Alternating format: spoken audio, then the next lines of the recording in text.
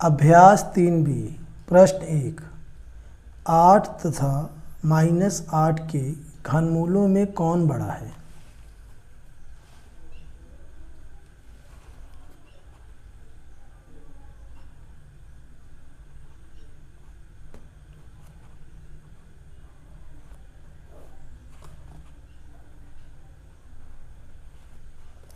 तो यहाँ पे हमें दिया 8 और फिर यहाँ दिया है -8। तो इनका हमें निकालना है घनमूल। तो पहले इसका निकालते हैं, ऐसे लाइन खींच देते हैं इस प्रकार से। अब इसका हम गुणनखंड करेंगे तो ये हो जाएगा, घनमूल का ये चिन्ह है 2 गुणा 2 गुणा 2। 8 का गुणनखंड करेंगे तो 2 गुणा 2 गुणा 2 आएगा। और यहाँ पर हम क्या करेंगे, चूँकि यहाँ पर त्रिक समूह बन करके घनमूल से बाहर आता है, तो यहाँ पे त्रिक समूह बन रहा है 2 का, इसलिए घनमूल से ये बाहर आ जाएगा। तो यहाँ पे 8 का घनमूल आ गया 2। इसी प्रकार इसका हम गुणनखंड करेंगे घनमूल -8। तो यहाँ इसे हम कर सकते हैं, घनमूल का चिन्ह है, इसका गुणनखंड करेंगे तो -2 गुणा -2 गुणा -2। तो इसका भी त्रिक समूह बन रहा है, त्रिक समूह -2 का बन रहा है, इसलिए यह भी जो है घनमूल से बाहर आ जाएगा। तो आ गया -2। तो यहाँ पे 8 का घनमूल प्लस का 2 आया है, -8 का घनमूल -2 आया है। तो यहाँ पे प्लस वाली जो संख्या होती है वो माइनस वाली से बड़ी होती है। तो हम ये कह सकते हैं कि 8 का घनमूल बड़ा है। तो यहाँ हम लिख देंगे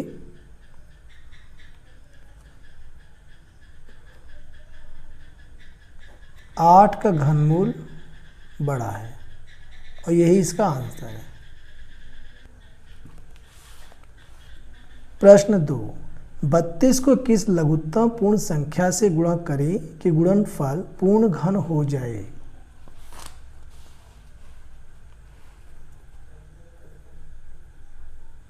क्वेश्चन 2, तो यहाँ पे हम क्या करेंगे, 32 का हम गुणनखंड कर लेंगे, 2 से भाग देंगे, भागफल 16 आएगा, फिर 2 से भाग देंगे, 2 8 16 8 आ गया, फिर 2 से भाग देंगे, 2 चौका 8, फिर 2 से जाएगा 2 दूना 4, फिर 2 से जाएगा 2 एकम 2।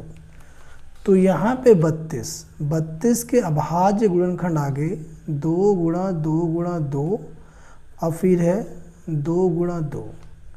तो यहाँ पे पूर्ण घन होने के लिए त्रिक समूह पूरा होना चाहिए। तो यहाँ पे 2 का ये त्रिक समूह पूरा है और इस 2 का त्रिक समूह पूरा नहीं है, तो इसमें हमें 1 2 और चाहिए, यहाँ पे 1 2 और चाहिए।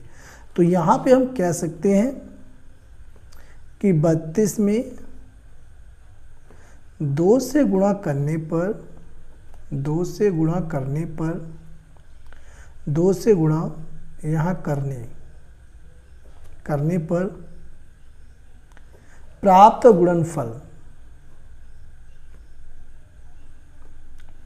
गुणनफल पूर्ण घन होगा, पूर्ण घन होगा, और यही इसका आंसर है। प्रश्न 3, निम्नांकित में से कौन सी संख्याएं पूर्ण घन हैं, ये हमें बताना है। Question 3 part 1, 432। तो इसका हम करेंगे अभाज्य गुणनखंड। 2 से यह कटेगा, 2 दूना 4, 2 एकम 2, 2 छक्के 12, फिर 2 से भाग देंगे, 2 एकम 2, 0 2 8 16, फिर 2 से कटेगा, आ जाएगा 54, फिर 2 से भाग देंगे, आ जाएगा 27। अब ये 3 से जाएगा, 3 9 27, 3 त्रिका 9, 3 एकम 3। तो यहाँ पे हम कह सकते हैं कि 432 के अभाज्य गुणनखंड हैं, कितने 2 हैं, 1 2 3 4, 2 गुणा 2 गुणा 2 गुणा 2, और 3 कितना है, 3 गुणा 3 गुणा 3 गुणा 3। तो यहाँ ये जो 2 है इनका तो त्रिक समूह बन गया और ये 2 बच गया। और यहाँ 3 का त्रिक समूह बन गया। तो यहाँ पे पूर्ण घन के लिए सभी का त्रिक समूह होना बेहद ज़रूरी है। तो यहाँ पे 2 का त्रिक समूह अपूर्ण है, यानी कि पूरा नहीं है, इसलिए 432 पूर्ण घन नहीं है। यहाँ हम लिख सकते हैं 432 पूर्ण घन नहीं है। तो ये इसका आंसर है। सेकेंड पार्ट 729 गुणनखंड करेंगे और यह 2 से नहीं जाएगा, यह 3 से जाएगा। 3 दूनी 6, 1 बचेगा, 3 चौके 12, 3 त्रिका 9, फिर यह 3 से जाएगा। 3 8 24, 3 कम 3, फिर यह 3 से जाएगा। 3 दूनी 6, 2 बचेगा, 3 सते 21, फिर 3 से जाएगा। 3 9 27, फिर 3 से, 3 त्रिका 9, फिर 3 से, 3 कम 3। तो यहाँ हम कह सकते हैं कि 729 के अभाज्य गुणनखंड हैं 1 2 3 4 5 6, 6 तो 3 है। 3 गुणा 3 गुणा 3 गुणा 3 गुणा 3 गुणा 3। तो यहाँ पे ये 3 का त्रिक समूह पूरा है और ये भी 3 का त्रिक समूह पूरा है, इसलिए 729 पूर्ण घन संख्या है। हम लिख सकते हैं 729 पूर्ण घन संख्या है और ये इसका आंसर है। पार्ट थर्ड 13,824, इसका भी गुणनखंड करेंगे और यह 2 से जाएगा क्योंकि पीछे 4 है। 2 छक्का 12, 1 इसमें से बचा, हो गया 18। 2 9 18, 2 कम 2, 2 दूना 4, फिर 2 से जाएगा। 2 3 6 और 2 चौका 8, 1 बचेगा, 2 पंजे 10, 1 बचा, 2 छक्के 12, फिर यह 2 से जाएगा। 2 एकम 2, 2 सत्ते 14, 2 दूनी 4, 2 अट्ठे 16, फिर 2 से जाएगा। 2 अट्ठे 16, 2 छक्के 12, 2 चौका 8, फिर 2 से जाएगा। 2 चौका 8, 2 3 6, 2 दूनी 4, फिर 2 से जाएगा। 2 दूना 4 और 2 एकम 2, 2 छक्के 12, फिर 2 से जाएगा। 2 एकम 2 0 और 2 अट्ठे 16, फिर 2 से जाएगा। 54, फिर 2 से जाएगा। 2 दूनी 4, 2 सत्ते 14, अब यह 2 से नहीं 3 से कटेगा। 3 9 27, फिर 3 से, 3 त्रिका 9, फिर 3 से, 3 एकम 3। तो यहाँ पे कितने 2 है गिन लेते हैं। 1 2 3 4 5 6 7 8 9 और यहाँ हम लिख लेते हैं 13,824 के अभाज्य गुणनखंड हैं 2 गुणा 2 गुणा 2, 2 गुणा 2 गुणा 2, 2 गुणा 2 गुणा 2 गुणा और 3 ठो 3 है। 3 गुणा 3 गुणा 3। तो त्रिक समूह देखते हैं बन रहा है कि नहीं बन रहा है। त्रिक समूह इसका बन गया, यहाँ ये 2 का भी बन गया और ये भी 2 का बन गया और ये 3 का भी बन गया। तो त्रिक समूह यहाँ पर सभी का बन गया, इसलिए 13,824 पूर्ण घन संख्या है। 13,824 पूर्ण घन है और यही इसका आंसर है। पार्ट 4 42,875, यह 5 से जाएगा क्योंकि इसके पीछे 5 है। 5 8 40, 2 बचेगा। 5 पंजे 25, 3 बचेगा। 5 सते 35, 5 सते 35, 2 यहाँ से बचा।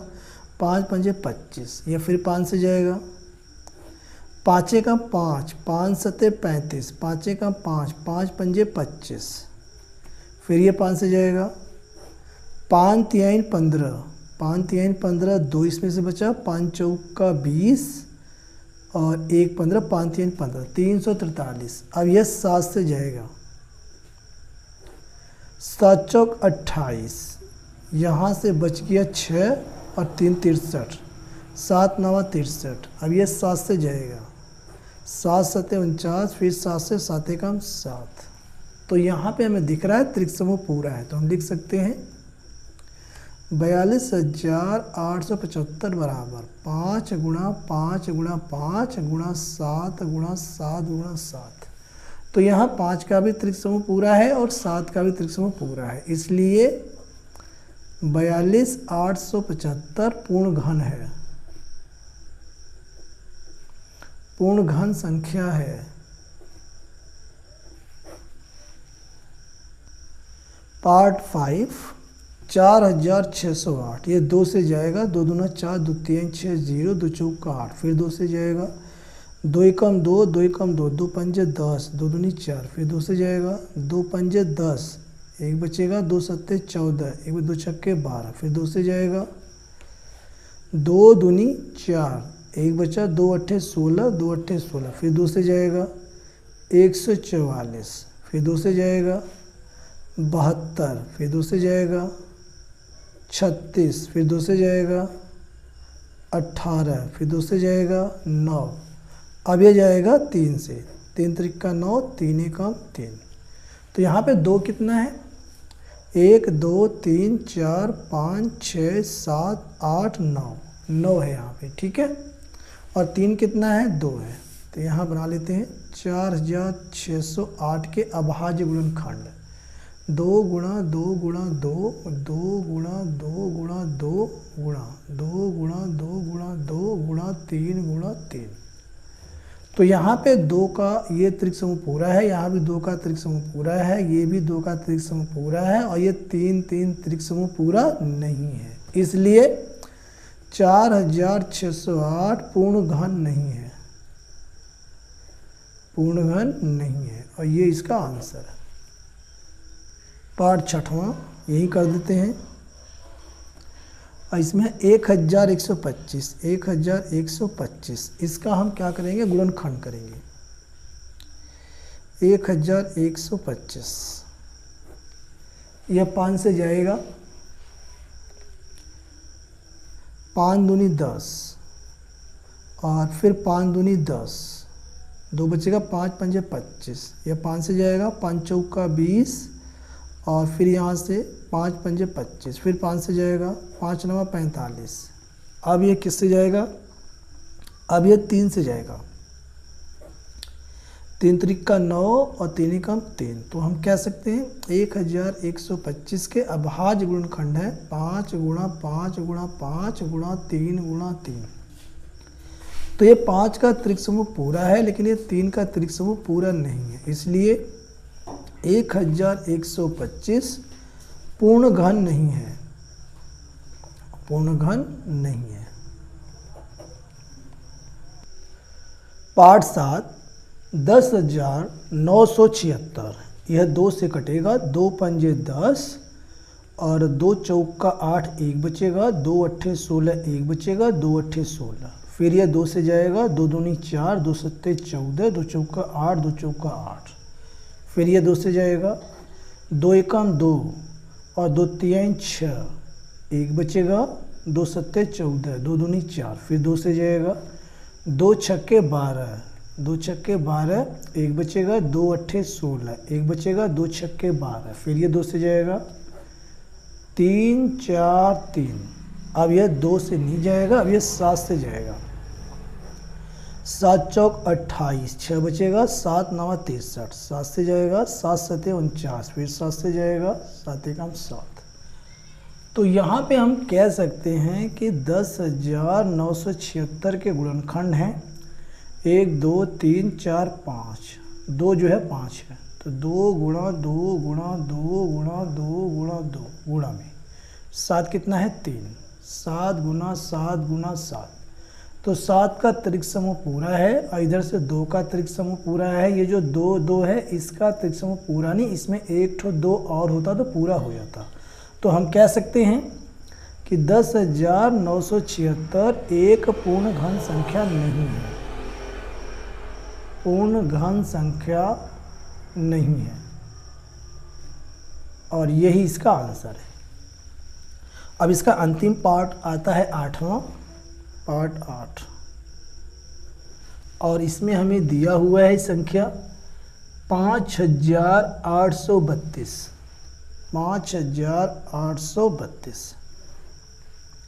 इसका भी गुणनखंड करेंगे हम, अभाज्य गुणनखंड, और ये है 2 से पहले जाएगा, 2 दूनी 4, 1 बचा, हो गया 18, 2 9 18, 2 एकम 2, 2 छक्के 12। फिर यह 2 से जाएगा, 2 एकम 2, 2 चौका 8, 1 बचा, 2 पंजे 10, 2 अट्ठे 16। फिर 2 से जाएगा, 2 सत्ते 14, 2 दूना 4, 2 नवा 18। अब यह 2 से नहीं जाएगा, अब यह 3 से जाएगा, 3 दूनी 6, 1 बचा, 3 चौके 12, 3 तिरिका 9। अब ये 3 से जाएगा, 3 8 24, 3 एकम 3। फिर 3 से जाएगा, 3 दूनी 6 और 3 सत्ते 21। फिर 3 से जाएगा, 3 नवा 27, 3 से जाएगा, 3 तिरिका 9। फिर 3 से 3 एकम 3। तो यहाँ पे 2 कितना है, 1 2 3। तो यहाँ हम कर सकते हैं 5832 के गुणनखंड में 2 गुणा 2 गुणा 2 3 बार है, और यहाँ पे 3 कितनी बार है, 1 2 3 4 5 6 बार। तो 3 गुणा 3 गुणा 3 गुणा 3 गुणा 3 गुणा 3। तो यहाँ 2 का त्रिक समूह पूरा है, 3 का भी त्रिक समूह पूरा है, दूसरा 3 उसका भी त्रिक समूह पूरा है। तो हम ये कह सकते हैं क्योंकि त्रिक समूह अभाज्य गुणनखंड का पूरा है, इसलिए 5832 एक पूर्ण घन संख्या है, एक पूर्ण घन संख्या है, पूर्ण घन संख्या है, और ये इसका आंसर है।